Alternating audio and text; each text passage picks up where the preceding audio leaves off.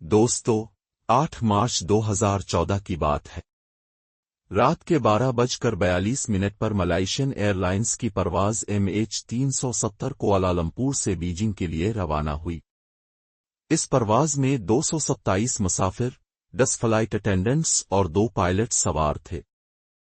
Captain ज़ाहिरी Ahmad Shah, जिनकी उम्र 53 साल थी, मलेशियन एयरलाइन के सबसे तजुर्बाकार पायलटों में से एक थे। उनके साथ फर्स्ट ऑफिसर फरीक हामिद थे, जिनकी उम्र सिर्फ 27 साल थी और ये उनकी तरबियती परवाज थी। इस फ्लाइट के बाद वो मुकम्मल तौर पर एक अहल पायलट बन जाते। ये परवाज तकरीबन 20 मिनट तक सही समत में उड़ती रही, लेकिन रात 1:08 पर यह फ्लाइट मलेशिया के साहिल को पार करके जनूबी चीन के समंदर पर वियतनाम की समत बढ़ गई। इस वक्त कैप्टन ज़ाहिरी ने रिपोर्ट किया कि जहाज 35,000 फुट की बुलंदी पर था और सब कुछ मामूल के मुताबिक था। 11 मिनट बाद जहाज वियतनाम की फिजाई हुदूद में दाखिल हुआ। चनांचे कुआलालंपुर के एयर ट्रैफिक कंट्रोल ने जहाज को हिदायत दी, मलेशियन 370 कांटेक्ट हो ची मिन 120 गुड नाइट, जिस पर कैप्टन ज़ाहिरी ने जवाब दिया गुड नाइट मास 370। ये अल्फाज जहाज से मौसूल होने वाले आखिरी अल्फाज थे। इसके बाद इस फ्लाइट का कोई सुराग न मिला। MH370 अचानक गायब हो गई और यह वाकया दुनिया का सबसे बड़ा फिजाई मौमुआ बन गया। वियतनामी फिजाई हुदूद में दाखिल होने के 30 सेकंड बाद रात 1:21 पर यह तैयारा रेडार से गायब हो गया। कुआलालंपुर के एयर ट्रैफिक कंट्रोल को लगा कि शायद जहाज उनके रेडार की हद से बाहर चला गया हो और वियतनाम की फिजाई हुदूद में दाखिल हो गया हो, इसलिए कोई खास तशवीश नहीं हुई। लेकिन वियतनामी कंट्रोलर्स ने देखा कि जहाज रेडार पर आया और फौरन गायब हो गया। वो मुसलसल 18 मिनट तक राब्ता करने की कोशिश करते रहे, मगर कोई जवाब न मिला। वियतनामी हुक्काम ने आखिरकार कुआलालंपुर को मतला किया कि MH370 गायब हो गया है। असूलना 1 घंटे के अंदर मलेशिया की एरोनॉटिकल रेस्क्यू को इत्तला देनी चाहिए थी, लेकिन इमरजेंसी रिस्पांस शुरू होने में 4 घंटे लग गए। सुबह 6:32 पर जब ये जहाज बीजिंग में लैंड करना था, तो सबको अंदाजा हुआ कि कुछ गड़बड़ है।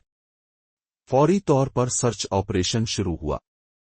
अगर आप नक्शा देखें तो कुआलालंपुर से बीजिंग जाते हुए वियतनाम और जनूब चीन का समंदर दरमियान में आते हैं, इसलिए तलाश वहीं से शुरू हुई। ये सर्च एक आलमी मुहिम बन गई। 7 ममालिक के 34 बहरी जहाज और 28 तैयारे इस जहाज को तलाश करने निकले, लेकिन कोई सुराग न मिला। 4 दिन बाद 12 मार्च को पता चला कि अगरचे तैयारा सिविलियन रेडार से गायब हो गया था, मगर मिलिट्री रेडार ने इसे 2:22 पर देखा था। लेकिन यह जनूबी चीन के समंदर में नहीं बल्कि अंडमान और निकोबार जज़ायर के करीब आबनाए मलिक्का के ऊपर मलेशिया के मगरिब में था। यह खबर सबको चौंका गई। कुछ दिन बाद एक और सबूत सामने आया।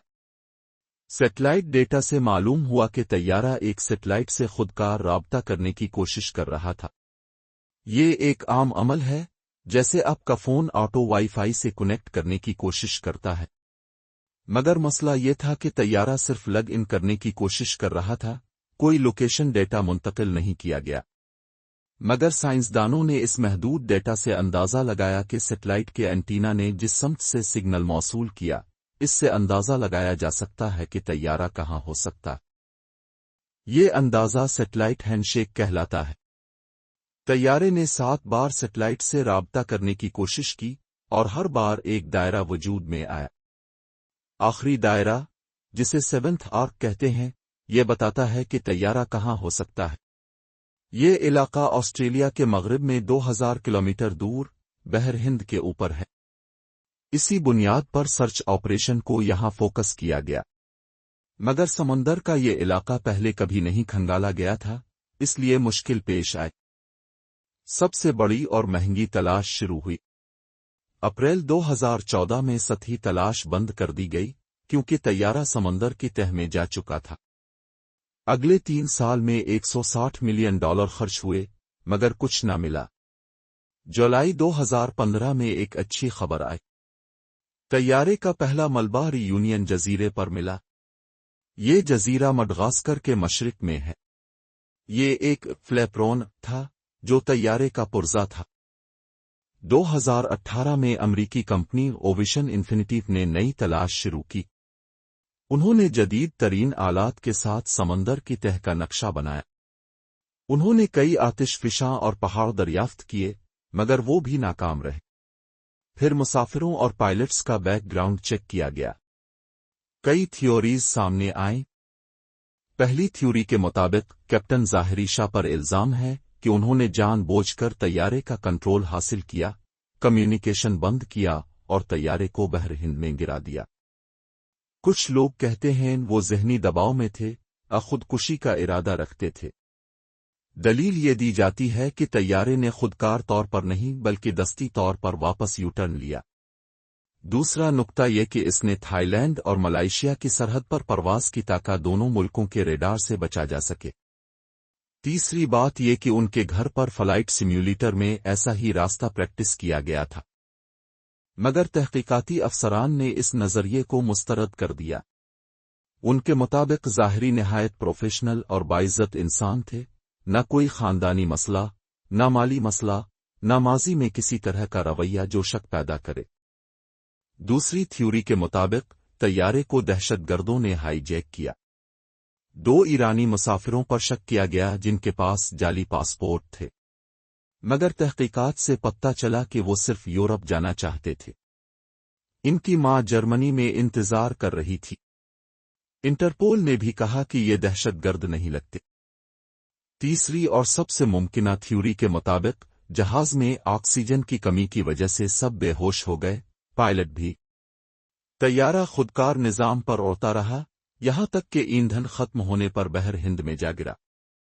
ये ऑक्सीजन की कमी फायर, इलेक्ट्रिकल खराबी या किसी और हादसे की वजह से हुई हो सकती है। एक मुमकिना मंजरनामा यह है कि जैसे ही तैयारा वियतनामी फिजाई हुदूद में दाखिल हुआ, पायलट्स को कुछ खराबी महसूस हुई।